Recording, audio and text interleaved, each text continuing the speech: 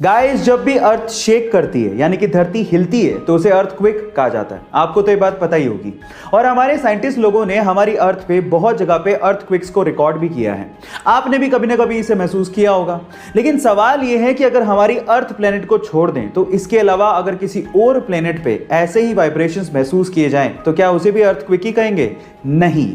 आपकी जानकारी के लिए मैं आपको बता दूं कि नासा ने पहली बार, इतिहास में पहली बार 6 अप्रैल 2019 को ऐसे ही वाइब्रेशंस मार्स के सरफेस पे रिकॉर्ड किए थे, जिसे मार्स क्विक का नाम दिया गया था। है ना अमेजिंग फैक्ट? क्या आप इसके पहले तक फैक्ट आपसे सवाल पूछूं कि हमारे सोलर सिस्टम का यानी कि हमारे सौर मंडल का सबसे हॉटेस्ट प्लैनेट कौन सा है, तो आप लोग क्या जवाब देंगे?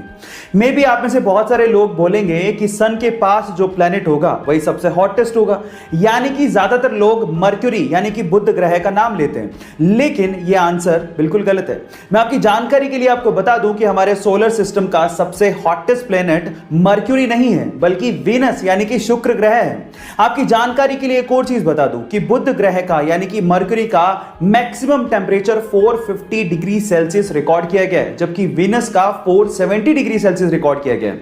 और वहां पर टेंपरेचर इसीलिए ज्यादा है क्योंकि वहां पर ग्रीन हाउस गैसेस यानी CO2 की मात्रा बहुत ज्यादा है। इसी वजह से वो हॉटेस्ट प्लैनेट के पास तो एक ही चांद यानी कि मून है, ये तो आपको पता है। लेकिन अगर मैं आपसे सवाल पूछूं कि ऐसा कौन सा प्लैनेट है जिसके पास सबसे ज्यादा चांद है यानी कि मून है, तो आप क्या कहेंगे? शायद आप लोग जुपिटर का नाम लें, जिसके पास अभी तक 79 मून डिस्कवर हुए हैं।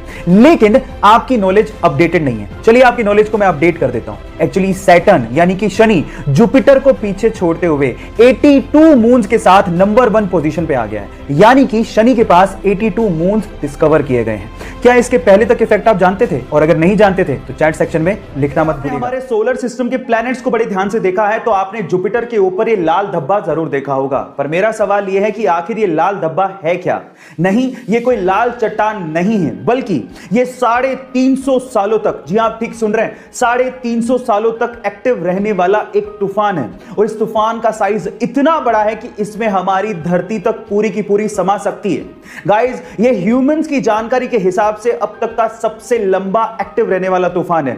अर्थ पर 1994 में हैरिकेन जोन्स नामक एक तूफान आया था, जो कि मात्र 31 दिनों तक ही एक्टिव था, जबकि यह तूफान 350 सालों से जुपिटर के ऊपर एक्टिव है। गाइस, आपको ये फैक्ट जान के कैसा लगा? चैट सेक्शन में जरूर लिखेगा। और ऐसे अमेजिंग वीडियोस के लिए YouTube पे हमारे चैनल को सब्सक्राइब। प्लैनेट के पास तो एक ही चांद यानी कि मून है, ये तो आपको पता है। लेकिन अगर मैं आपसे सवाल पूछूं कि ऐसा कौन सा प्लैनेट है जिसके पास सबसे ज्यादा चांद है यानी कि मून है, तो आप क्या कहेंगे? शायद आप लोग जुपिटर का नाम लें, जिसके पास अभी तक 79 मून डिस्कवर हुए हैं। लेकिन आपकी नॉलेज अपडेटेड नहीं है। चलिए आपकी नॉलेज को मैं अपडेट कर देता हूं। एक्चुअली सैटर्न यानी कि शनि जुपिटर को पीछे छोड़ते हुए 82 मून्स के साथ नंबर 1 पोजीशन पे आ गया है, यानी कि शनि के पास 82 मून्स डिस्कवर किए गए हैं।